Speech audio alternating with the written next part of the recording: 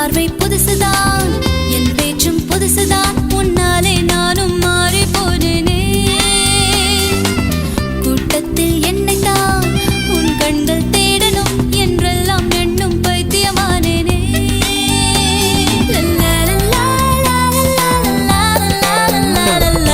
என்னை கொஞ்சம் மாற்றி என் நெஞ்சில் உன்னை ஊற்றி நீ மெல்ல மெல்ல என்னை கொல்லாதே.